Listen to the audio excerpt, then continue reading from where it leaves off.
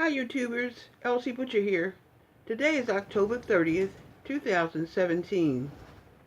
Before I get into today's teaching, I would like to share with you some of the recent developments in my personal life. Those developments that are attempts to keep me from reaching you with the truth. 1. Extortion attempts through inflated water bills, cable bills, etc. 2. Housing inspections with unfulfilled promises to provide a storm screen door and an unfulfilled promise to have the heating system checked before really cold weather sets in because the system is faulty. 3. Continued invasion of privacy. I recently mentioned to someone in the privacy of this rental property that it has been 35 years since I tasted beer. The next day, an illiterate person showed up at my house with 2 copies of a newspaper with headlines showing a local beer week celebration. The same illiterate person showed up 10/29/17 or yesterday with a jacket on with a demon on the front and with bold white lettering on the back saying "A monster beats in me." Now, unless I am being spied upon, as I have reported to you before, nobody would have known that this saying is relevant to the teaching I present to you today. Please listen out for it, and remember that in a previous teaching, I mentioned that former President Nixon said that the netherworld, or the world of the dead, including the underworld, the world of organized crime and vice, is a world of deceit and espionage, or a world of spying. Derivative words from the word espionage include bishop or pope, the word despicable, and to despise or to regard with contempt, and to dislike others intensely. The ones responsible for sending this illiterate person to my house with veiled messages to show me their constant surveillance are the same ones that despise not only me, but the victimized messenger whom they force to ride transit facilities day and night to keep him from enjoying a bed prepared for him. This despicable action is multiplied to the highest degree when you listen and understand the teaching I present to you today. I am thankful that I am now guided by intrinsic intelligence, while my enemies are misguided by artificial or pseudo-intelligence and emotionalism. The title of today's teaching is Jesus, the Alpha and the Omega. I think you're going to be surprised, and as always, I ask that you research these teachings for yourselves. Let's look at Revelation 1:8. I, Jesus, am Alpha and Omega, the beginning and the end, the Almighty. Now, according to Strong's Concordance, Roget's Thesaurus, and Merriam-Webster's Dictionary, this is the meaning for this scripture. I, Jesus, am the Alpha. I am the first one without, in the sense of privation, or the first one lacking what is needed for existence or for life.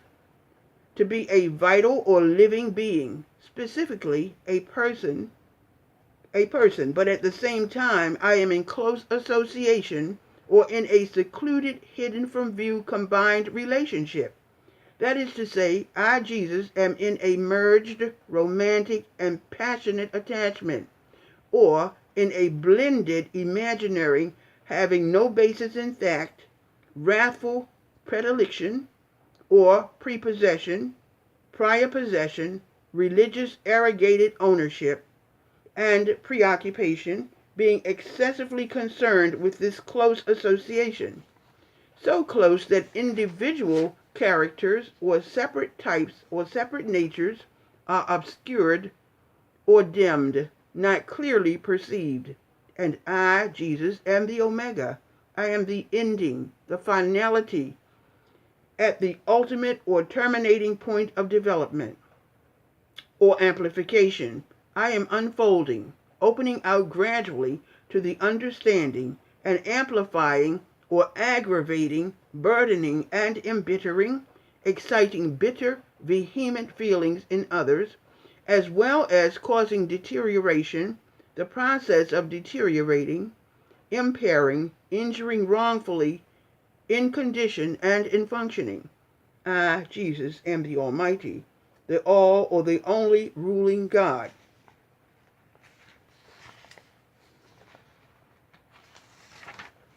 With absolute and universal, I am absolute and universal. I am present and occurring everywhere as sovereign, the one exercising supreme authority with absolute or unmitigated, unrestricted power or control over all. That is exclamation point and question mark. How? Think back to Jesus as the Alpha, the one needing that which is necessary for life and being combined closely with others. Why? So as to usurp authority and possessions of others. Look at the word influence. Remember fluids, juices, clout, or lumps, humors that flowed into persons and became formed into protuberances or abnormal swellings, and also to corruptly interfere with authority for personal gain. Is Jesus really almighty? I know that it is not so, or he would not have to be joined to the living in order to survive. If we look closely at the word almighty, we will discover the ancient Hebrew word al, A-L, meaning nothing or nothingness, that which is non-existent or death. Added to the mighty, persons of might, persons of authority. The Hebrew word al or al is akin to the Hebrew word kethash, meaning to butt, to beat, to overcome, to swindle, to pound, to drive, to frighten chattel or slaves into moving in a desired direction.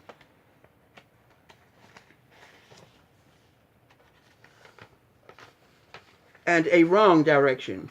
The meaning for Revelation 1 and 8 clearly corroborates my teaching on the word logos. Refresh your thinking by looking up that word again, logos, L-O-G-O-S. Until next time, I am Elsie Butcher, and I thank you for listening.